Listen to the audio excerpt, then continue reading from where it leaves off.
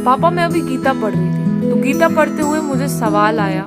गीता में लिखा हुआ है कि इंसान को अगर किसी चीज की प्राप्ति हो जो कि उसकी खुशी की है तो उसे खुश नहीं होना चाहिए, और कुछ ऐसा मिले जिससे उसे दुख होता है तो उसे दुखी नहीं होना चाहिए। अगर इंसान ऐसे जिएगा इमोशनलेस तो उसके जीने का क्या फायदा। बेटा,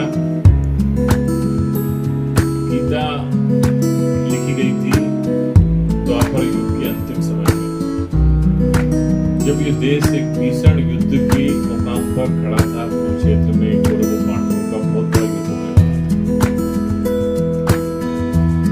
और जब अपने लोगों को देखकर अर्जुन ने हथियार डाल दिए थे तो कृष्ण ने मोटिवेट करने के लिए गीता का व्याख्यान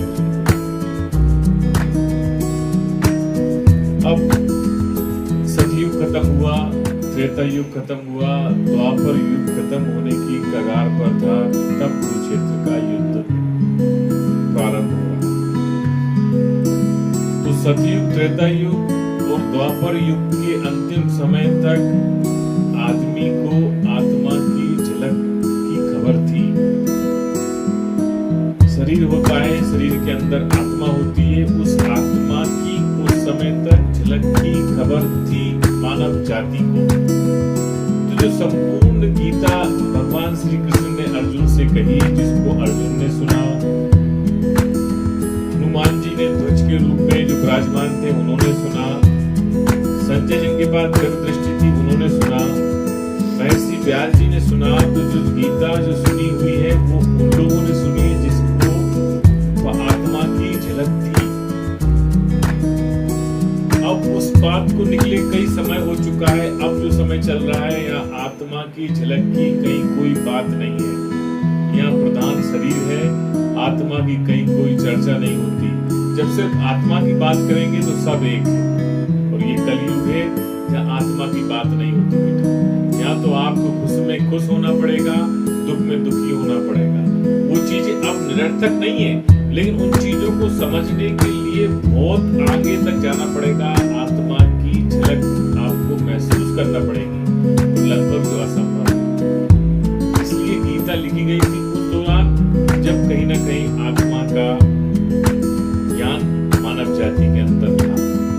अब सिर्फ अपन गीता को एक विशेष ग्रंथ, एक पवित्र ग्रंथ, एक बहुत बड़ा ग्रंथ मान के चल रहे हैं, बाकी उसके उपदेश वर्तमान में बिल्कुल भी लागू नहीं हो रहे। किसी भी श्लोक का अर्थ वर्तमान में बिल्कुल भी सटीक नहीं बैठता। अब अलग चीज है, वो अलग चीज थी, ठीक है, हमारे लिए ग्रंथ है, लेकिन अब उसकी उपदेश की तरह है। अब उसके किसी भी उपदेश को यथार्थ जीवन में रूपांतरित नहीं किया जा सकता। पापा गीता में ये भी लिखा है, अपने शत्रु, अपने दोस्त, अपने परिवार वाले, अपने शुभ चिंतक, सबके प्रति एक भाव होना चाहिए, लेकिन ये कैसे संभव है। बेटा मैंने पहले बताया ना कि गीता आत्मा को ध्यान में रख के लिखी गई है। जिसकी आत्मा पवित्र है उसके लिए सब समान है। उसके लिए बहुत ज्यादा अंतर करना बहुत मुश्किल है कि एक धनवान व्यक्ति और एक गरीब व्यक्ति, एक पुण्यात्मा और एक पाप आत्मा, बीच में अंतर करना उसके लिए बड़ी मुश्किल काम है। उसके लिए सब समान है। जिसे आत्मा की झलक है वो हर चीज में अंतर नहीं पैदा कर सकता। महावीर स्वामी, गौतम बुद्ध तो किसी में अंतर पैदा नहीं कर पाए। कौन अच्छा है कौन बुरा है उनके लिए तो उंगली मार भी महान था, और उनके लिए जो अच्छे आदमी थे वो भी महान। ये लोग किसी में अंतर नहीं कर पाए क्योंकि उनकी आत्मा शुद्ध थी। इसलिए ये उपदेश उन लोगों के लिए है जो आत्मा की झलक को देखना चाहते हैं, देख सकते हैं, या अंदर अपने आप को देख सकते हैं। हालांकि मैंने गीता का कोई श्लोक नहीं पढ़ा, मुझे गीता की कोई जानकारी नहीं है, मैंने गीता शायद खोजी भी नहीं है, लेकिन ये गीता इसलिए लिखी गई है, उन लोग लिखी गई है जिन्हें आत्मा की थोड़ी बहुत झलक है। मैं तो सिर्फ गीता के बारे में इतना जानता हूँ, मोटे तौर पे बता सकता हूँ कि गीता भगवान श्री कृष्ण ने अर्जुन को इसलिए बताई है कि प्रिय अर्जुन, ये कुरुक्षेत्र का मैदान है, यहाँ युद्ध होना निश्चित है। जो धर्म के साथ खड़ा है वो जीतेगा, जो अधर्म के साथ खड़ा है वो हारेगा। अब जो अधर्म के साथ खड़ा है वो चाहे तुम्हारे प्रियजन हो, तुम्हारे रिश्तेदार हो, तुम्हारे गुरु हो, पड़ेगा और तुम्हें इसलिए मारना पड़ेगा अर्जुन कि मैं अब कभी इस पृथ्वी पर जन्म नहीं लूंगा। अब जो दुष्ट हैं उनको तुम्हें ही मारना पड़ेगा, ये मेरा अंतिम जन्म है, मैं अब कभी जन्म नहीं लूंगा। पहली बार भगवान श्री कृष्ण ने किसी व्यक्ति को हथियार उठाने के लिए प्रेरित किया। भगवान राम ने स्वयं मारा, नरसिंह ने स्वयं मारा, जितने भी अवतार इस भगवान के हुए उन्होंने स्वयं अस्त्र उठाए हैं और दुश्मनों का नरसंहार करा है। लेकिन गीता में, कुरुक्षेत्र में, महाभारत में भगवान श्री कृष्ण ने अर्जुन के माध्यम से सबका विनाश करवाया। इसलिए अब भगवान ईश्वर कभी कोई अवतार नहीं लेगा। अभी आपने क्वेश्चन पूछा था पहले कि कल की अवतार होना है, अब कल की का कोई अवतार नहीं होगा। तो अवतार हुआ तो अवतार गौतम बुद्ध और महावीर स्वामी की तरह सिर्फ प्रेम फैलाने के लिए, सिर्फ सद्भावना फैलाने के लिए होगा। अब ईश्वर ऐसा कोई अवतार नहीं लेगा, या तो वो दुश्मन को मारे या दुश्मन को मारने के लिए आपको प्रेरित करे।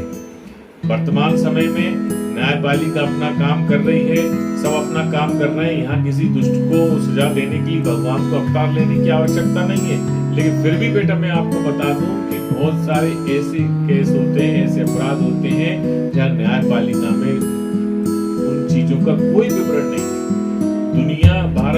दुनिया का सबसे ज्ञात न्यायाधीश अगर बैठा हो, वो अपनी जिंदगी में 50% ऐसे केसों को सॉल्व करता है जिनका विवरण किसी संविधान में नहीं लिखा, अपने विवेक से निर्णय लेता है। तो वो अपने विवेक से निर्णय लेता है, उसे जो अच्छा लगता है वो निर्णय देता है और जो बुरा लगता है वो निर्णय देता है। न्यायपालिका अपना काम कर रही है, ये भी सत्य है। लेकिन ये भी सत्य है कि सनातन धर्म को, अपने धर्म को अगर कहीं आंच आए और न्यायपालिका उसका निर्णय ना ले पाए, हथियार अपन को भी उठाना पड़ेगा। भगवान अब हथियार उठाने नहीं आएगा, भगवान अब कभी भी जन्म नहीं लेगा, भगवान कभी भी हथियार उठाने के लिए प्रेरित नहीं करेगा। सिर्फ गीता से मुझे पूरा ये समझ में आया, उसको बिना